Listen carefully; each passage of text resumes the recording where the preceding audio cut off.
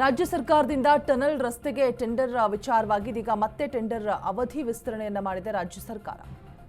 2 ಪ್ಯಾಕೇಜ್ಗಳಲ್ಲಿ tunnel ರಸ್ತೆ ನಿರ್ಮಾಣಕ್ಕೆ tender ಹಾಕಿರುವಂಥದ್ದು. Hebbal junction ನಿಂದ ಸಿಲ್ಕ್ ಬೋರ್ಡ್ ಜಂಕ್ಷನ್ ವರೆಗೂ ಕೂಡ ಹಾಕಲಾಗಿದೆ. ಸುಮಾರು 17 ಕಿಲೋಮೀಟರ್ ಉದ್ದದ ಟನಲ್ ರಸ್ತೆ ಇದಾಗಿದ್ದು ರಾಜ್ಯ ಸರ್ಕಾರದಿಂದ ಇದೀಗ ಟನಲ್ ರಸ್ತೆಗೆ ಟೆಂಡರ್ ವಿಚಾರವಾಗಿ ಅಪ್ಡೇಟ್ಸ್ ಸಿಗ್ತಾ ಇರುವಂಥದ್ದು. ಮತ್ತೆ ಟೆಂಡರ್ ಅವಧಿಯನ್ನ ವಿಸ್ತರಣೆ ಮಾಡಿದೆ ರಾಜ್ಯ ಸರ್ಕಾರ. ಸೊ ಈಗಾಗಲೇ 2 ಬಾರಿ ಟೆಂಡರ್ ಅನ್ನ ಕರೆದಿತ್ತು ಸಿದ್ದು ಸರ್ಕಾರ. ಇದೀಗ ಮತ್ತೆ ಟೆಂಡರ್ ಅವಧಿಯನ್ನ ವಿಸ್ತರಣೆ ಮಾಡಿರುವಂಥದ್ದು. ರಾಜ್ಯ ಸರ್ಕಾರದಿಂದ ಟನಲ್ ರಸ್ತೆಗೆ ಟೆಂಡರ್ ವಿಚಾರವಾಗಿ ನವೆಂಬರ್ 11ರವರೆಗೂ ಕೂಡ ಅವಧಿ ವಿಸ್ತರಿಸಿದೆ ಸರ್ಕಾರ. 2 ಪ್ಯಾಕೇಜ್ಗಳಲ್ಲಿ ಟನಲ್ ರಸ್ತೆ ನಿರ್ಮಾಣಕ್ಕೆ ಟೆಂಡರ್ ಹಾಕಲಾಗಿದೆ. ಹೆಬ್ಬಾಳ ಜಂಕ್ಷನ್ನಿಂದ ಸಿಲ್ಕ್ ಬೋರ್ಡ್ ಜಂಕ್ಷನ್ವರೆಗೂ ಕೂಡ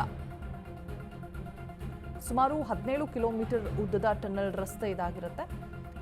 ಸೊ 2 ಬಾರಿ ಈಗ ಆಲ್ರೆಡಿ ಆಯೋಜನೆ ಮಾಡಲಾಗಿತ್ತು, ಬಟ್ ಅವಧಿಯನ್ನ ವಿಸ್ತರಣೆ ಮಾಡಲಾಗಿತ್ತು. ಇದೀಗ ಮತ್ತೆ ಅವಧಿಯನ್ನ ವಿಸ್ತರಣೆ ಮಾಡಿ ಆದೇಶವನ್ನು ಹೊರಡಿಸಲಾಗಿದೆ. ಸುಮಾರು 8.8 ಕಿಲೋಮೀಟರ್, ಅಂದಾಜು ಮೊತ್ತ 8,770 ಕೋಟಿಯ ಟೆಂಡರ್ ಅಂತ ಹೇಳಲಾಗ್ತಾ ಇದೆ. ಸುರಂಗ ನಿರ್ಮಾಣಕ್ಕೆ 50 ತಿಂಗಳ ಕಾಲಾವಧಿ ಕೂಡ ನಿಗದಿ ಮಾಡಲಾಗಿದೆ.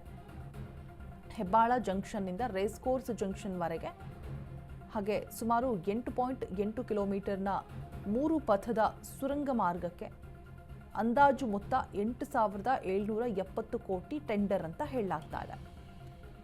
ಇನ್ನು ಕಾಲಾವಧಿಯನ್ನು ನೋಡ್ತಾ ಹೋಗೋದಾದ್ರೆ 50 ತಿಂಗಳ ಕಾಲಾವಧಿ ಮೀಸಲಿಡಬೇಕಾಗತ್ತೆ.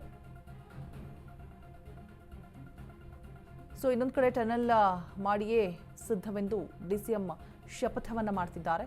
ಗೊಂದಲದ ನಡುವೆ ಭಾಗಿಯಾಗೋದಕ್ಕೆ ಗುತ್ತಿಗೆದಾರರು ಹಿಂದೇಟನ್ನ ಹಾಕ್ತಿದ್ದಾರೆ. ಸದ್ಯ ಟೆಂಡರ್ಗೆ ಯಾವುದೇ ಗುತ್ತಿಗೆದಾರರು ಭಾಗಿ ಆಗಿಲ್ಲ. ಟೆಂಡರ್ ಅವಧಿ ವಿಸ್ತರಣೆಗೆ ಗುತ್ತಿಗೆದಾರರು ಮನವಿಯನ್ನು ಕೂಡ ಮಾಡ್ತಿದ್ದಾರೆ. ಈ ಹಿನ್ನೆಲೆ ನವೆಂಬರ್ 11ರವರೆಗೂ ಕೂಡ ಟೆಂಡರ್ ಅವಧಿ ವಿಸ್ತರಣೆ ಆಗುವಂತಹ ಸಾಧ್ಯತೆಗಳು ಇದೆ ಅಂತ ಹೇಳಲಾಗ್ತಾ ಇದೆ. ಹೆಬ್ಬಾಳ ಜಂಕ್ಷನ್ ಇಂದ ರೇಸ್ ಕೋರ್ಸ್ ಜಂಕ್ಷನ್ವರೆಗೂ ಕೂಡ ಸೊ ಒಂದಷ್ಟು ಗೊಂದಲಗಳ ನಡುವೆನೇ ಟೆಂಡರ್ ಕರೆದಿದ್ದಾರೆ. ಒಂದೆಡೆ ಟನಲ್ ರಸ್ತೆ ನಿರ್ಮಾಣಕ್ಕೆ ವಿಪಕ್ಷಗಳು ವಿರೋಧವನ್ನ ವ್ಯಕ್ತಪಡಿಸ್ತಾ ಇದೆ. ಇನ್ನೊಂದು ಕಡೆ ಟನಲ್ ಮಾಡಿಯೇ ನಾನು ಸಿದ್ಧವೆಂದು ಡಿಸಿಎಂ ಶಪಥವನ್ನ ಮಾಡ್ತಿದ್ದಾರೆ. ಈ ಗೊಂದಲದ ನಡುವೆ ಗುತ್ತಿಗೆದಾರರು ಭಾಗಿಯಾಗೋದಕ್ಕೆ ಹಿಂದೇಟನ್ನ ಹಾಕ್ತಾ ಇರುವಂಥದ್ದು. ಸದ್ಯ ಟೆಂಡರ್ಗೆ ಯಾವುದೇ ರೀತಿಯಾದಂತಹ ಭರವಸೆ ಇಲ್ಲ. ಟೆಂಡರ್ ಅವಧಿ ವಿಸ್ತರಣೆಗೆ ಗುತ್ತಿಗೆದಾರರು ಮನವಿಯನ್ನ ಮಾಡ್ತಿದ್ದಾರೆ ಒಂದ್ ಕಡೆ. ಈ ಹಿನ್ನೆಲೆ ನವೆಂಬರ್ 11ರವರೆಗೂ ಕೂಡ ಟೆಂಡರ್ ಅವಧಿ ವಿಸ್ತರಣೆ ಆಗತ್ತೆ ಅಂತ ಹೇಳಲಾಗ್ತಾ ಇದೆ. ಒಂದೆಡೆ ಟನಲ್ ರಸ್ತೆ ನಿರ್ಮಾಣಕ್ಕೆ ವಿಪಕ್ಷಗಳು ವಿರೋಧವನ್ನ ವ್ಯಕ್ತಪಡಿಸ್ತಾ ಇರೋದು ಸಾಕಷ್ಟು ಗೊಂದಲಗಳಿಗೆ ಎಡೆ ಕೊಡಲಾಗ್ತಾ ಇದೆ. ಸೊ ಗುತ್ತಿಗೆದಾರರು ಈ ಒಂದು ವಿಚಾರಕ್ಕೇನೆ ಭಾಗಿಯಾಗೋದಕ್ಕೆ, ಗೊಂದಲದ ನಡುವೆ ಭಾಗಿಯಾಗೋದಕ್ಕೆ ಹಿಂದೇಟಾಗ್ತಿದ್ದಾರೆ. ಸೊ ಯಾವುದೇ ಗುತ್ತಿಗೆದಾರರು ಕೂಡ ಭಾಗಿ ಆಗಿಲ್ಲ ಸದ್ಯಕ್ಕೆ ಅನ್ನುವಂತಹ ಮಾಹಿತಿ ಕೂಡ ಲಭ್ಯ ಆಗ್ತಾ ಇರುವಂಥದ್ದು. ಟನಲ್ ರಸ್ತೆಗೆ ಮತ್ತೆ ಟೆಂಡರ್ ಕರೆದಿರುವಂಥದ್ದು. ಸುಮಾರು 8.8 ಕಿಲೋಮೀಟರ್ ಉದ್ದದ ಟನಲ್ ರಸ್ತೆ, ಬರೋಬ್ಬರಿ 8,900. ಸುರಂಗ ನಿರ್ಮಾಣಕ್ಕೆ 50 ತಿಂಗಳ ಕಾಲಾವಧಿ ಕೂಡ ಬೇಕು ಅಂತ ಹೇಳಲಾಗ್ತಿದೆ. ಸೊ ಇನ್ನೊಂದು ಕಡೆ ವಿರೋಧ ಕೂಡ ವ್ಯಕ್ತ ಆಗ್ತಾ ಇರೋದು ವಿಪಕ್ಷಗಳಿಂದ. ಸೊ ಗುತ್ತಿಗೆದಾರರಿಗೆ ಟೋಟಲಿ ಕನ್ಫ್ಯೂಷನ್ಸ್ ಸ್ಟಾರ್ಟ್ ಆಗ್ತಾ ಇದೆ. ಸೊ ಹಾಗಾಗಿನೇ ಟೆಂಡರ್ ಕರೆದಿದ್ದಕ್ಕೆ ಭಾಗಿಯಾಗಿಲ್ಲ, ಗೊಂದಲದ ನಡುವೆ ಭಾಗಿಯಾಗೋದು ಬೇಡ ಅಂತ ಹೇಳಿಬಿಟ್ಟು ಸೊ ಯಾವ ಗುತ್ತಿಗೆದಾರರು ಕೂಡ ಇದುವರೆಗೂ ಕೂಡ ಭಾಗಿಯಾಗಿಲ್ಲ. ಟೆಂಡರ್ ಕರೆದಿದ್ದಾರೆ, ಬಟ್ ಯಾರು ಕೂಡ ಭಾಗಿಯಾಗಿಲ್ಲ ಅನ್ನುವಂತಹ ಮಾಹಿತಿ. 8,770 ಕೋಟಿಯ ಅಂದಾಜು ಮೊತ್ತ ಅಂದಾಜಿಸಲಾಗ್ತಾ ಇರುವಂಥದ್ದು. ಬಿಗ್ ಟೆಂಡರ್, 50 ತಿಂಗಳ ಕಾಲಾವಧಿ ಬೇಕಾಗತ್ತೆ ನಿರ್ಮಾಣಕ್ಕಾಗಿ ಅಂತ ಹೇಳಲಾಗ್ತಾ ಇದೆ. ಹೆಬ್ಬಾಳ ಜಂಕ್ಷನ್ನಿಂದ ಆರಂಭ ಮಾಡಬೇಕು ಅಂತ ಹೇಳ್ಬಿಟ್ಟು 8.8 ಕಿಲೋಮೀಟರ್ನ 3 ಪಥದ ಮಾರ್ಗ. ಹೆಚ್ಚಿನ ಡೀಟೇಲ್ಸ್ ಅನ್ನು ಕೊಡೋದಕ್ಕೆ ನಮ್ಮ ಪ್ರತಿನಿಧಿ ಮಹೇಶ್ ದೂರವಾಣಿ ಸಂಪರ್ಕದಲ್ಲಿ ಜಾಯಿನ್ ಆಗ್ತಾ ಇದ್ದಾರೆ. ಮಹೇಶ್, ಈಗ ಹೆಬ್ಬಾಳ ಜಂಕ್ಷನ್ ಇಂದ ರೇಸ್ ಕೋರ್ಸ್ ಜಂಕ್ಷನ್ ವರೆಗೆ 8.8 ಕಿಲೋಮೀಟರ್ನ 3 ಪಥದ ಸುರಂಗ ಮಾರ್ಗ ಮಾಡೋದಕ್ಕೆ ಟೆಂಡರ್ ಕರೆದಿರುವಂಥದ್ದು. ಸೊ ಒಂದ್ ಕಡೆ ಗೊಂದಲಗಳಿದೆ, ವಿಪಕ್ಷಗಳು ವಿರೋಧವನ್ನ ವ್ಯಕ್ತಪಡಿಸ್ತಾ ಇದೆ. ಈ ನಡುವೆ ಗುತ್ತಿಗೆದಾರರು ಭಾಗಿಯಾಗೋದಕ್ಕೆ ಹಿಂದೇಟನ್ನ ಹಾಕ್ತಾ ಇದ್ದಾರೆ. ಸೊ ಏನಾಗಬಹುದು ಅಂತ ಹೇಳ್ಬಿಟ್ಟು ಸೊ ಅವಧಿ ಕೂಡ ವಿಸ್ತರಣೆ ಮಾಡಲಾಗ್ತಾ ಇದೆ. ಎಷ್ಟರೋದು ಈಗಾಗಲೇ ನೋಡ್ಬೋದು, ಎಲ್ಲೋ ಒಂದ್ ಕಡೆ ಡಿ.ಕೆ. ಶಿವಕುಮಾರ್ ಅವರ ಕನಸಿನ ಯೋಜನೆ ಅಂತಾನೆ ಹೇಳ್ಬೋದು ಕನ್ನಡ ರಸ್ತೆ. ಈಗಾಗಲೇ ಏನು ರಾಜ್ಯ ವ್ಯಾಪ್ತಿಯಲ್ಲಿ ಒಂದು ದೊಡ್ಡ ಪ್ರತಿಭಟನೆ ವ್ಯಕ್ತ ಆಗ್ತಿರೋದು ವಿಪಕ್ಷಗಳಿಂದ.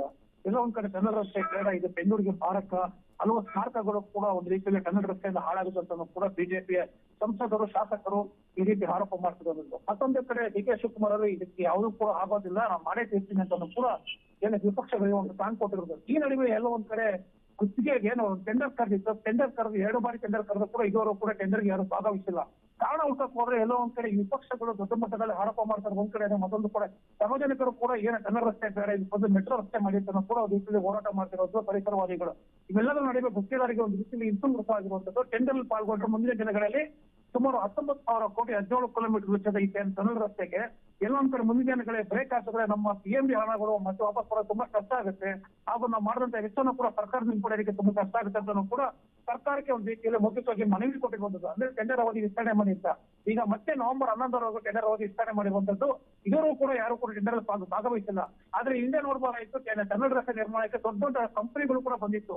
ಏನು ಟಾಟಾ ಆಗಿರ್ಬೋದು, ಬಿರ್ಲಾ ಆಗಿರ್ಬೋದು, ಅದಾನಿ, ಅಂಬಾನಿ ಇವೆಲ್ಲರೂ ಕೂಡ ಒಂದು ರೀತಿಯಲ್ಲಿ ಟೆಂಡರ್ ಭಾಗವಹಿಸಿದ್ರು. ಆದ್ರೆ ಇದುವರೆಗೂ ಕೂಡ ಯಾರು ಕೂಡ ಒಂದು ರೀತಿಯಲ್ಲಿ ಟೆಂಡರ್ ನಲ್ಲಿ PMD ಕಟ್ಟೋದಕ್ಕೆ ಹಿಂದೆ ಮುಂದೆ ನೋಡ್ತಾ ಇರುವಂತದ್ದು. ಯಾಕಂದ್ರೆ ಇಲ್ಲಿ ಭಾರಿ ವಿರೋಧ ನಡೀತಾ ಇರುವಂತ ಹಿನ್ನೆಲೆಯಲ್ಲಿ ಎಲ್ಲೂ ಕೂಡ ಟೆಂಡರ್ಗೆ ಯಾರು ಕೂಡ ಭಾಗವಹಿಸಿಲ್ಲ. ಈ ಹಿನ್ನೆಲೆಯಲ್ಲಿ ಸರ್ಕಾರ ಈಗ ನವೆಂಬರ್ 11ರವರೆಗೂ ಕನ್ನಡ ರಸ್ತೆ ಟೆಂಡರ್ ಅವಧಿ ವಿಸ್ತರಣೆ ಮಾಡಿರುವಂತದ್ದು. ರೋಜಾ, ಆಲ್ರೈಟ್, ಥ್ಯಾಂಕ್ ಯು ಮಹೇಶ್ ತಮ್ಮೆಲ್ಲ ಡೀಟೇಲ್ಸ್ಗಾಗಿ.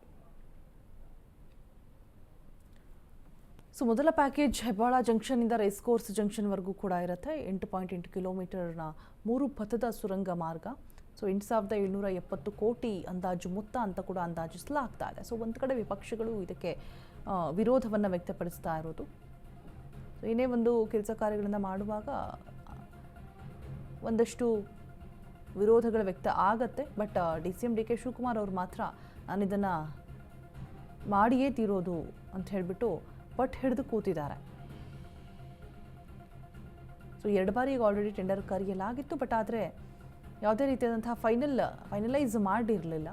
ಈ ಸಲ ಮತ್ತೆ ಅವಧಿಯನ್ನು ವಿಸ್ತರಣೆ ಮಾಡಿ ಮತ್ತೆ ಟೆಂಡರನ್ನು ಕರೆದಿರುವಂಥದ್ದು. ಸೊ ಇಲ್ಲಿ ಗೊಂದಲ ಇರೋದ್ರಿಂದಾಗಿ ಯಾವುದೇ ಗುತ್ತಿಗೆದಾರರು ಕೂಡ ಭಾಗ್ಯ ಆಗಿಲ್ಲ.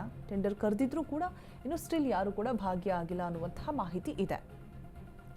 ಬಿಕಾಸ್ ಕನ್ಫ್ಯೂಷನ್ಸ್ ಇರೋದ್ರಿಂದಾಗಿ, ವಿಪಕ್ಷಗಳ ವಿರೋಧ ಇರೋದ್ರಿಂದಾಗಿ ಯಾವ ಗುತ್ತಿಗೆದಾರರು ಕೂಡ ಭಾಗ್ಯ ಆಗಿಲ್ಲ ಟೆಂಡರ್ಗೆ. ಅವಧಿ ಕೂಡ ವಿಸ್ತರಣೆ ಆಗುವ ಸಾಧ್ಯತೆಗಳಿದೆ. ಹೆಬ್ಬಾಳ ಜಂಕ್ಷನ್ನಿಂದ ರೇಸ್ ಕೋರ್ಸ್ ಜಂಕ್ಷನ್ವರೆಗೂ ಸುಮಾರು 8.8 ಕಿಲೋಮೀಟರ್ನ 3 ಪಥದ ಸುರಂಗ ಮಾರ್ಗ ನಿರ್ಮಾಣ ಮಾಡೋದಕ್ಕೆ ಟೆಂಡರ್ ಕರೆದಿರುವಂಥದ್ದು. ಸದ್ಯ ಯಾರೂ ಗುತ್ತಿಗೆದಾರರು ಕೂಡ ಭಾಗ್ಯ ಆಗದೇ ಇರೋದು.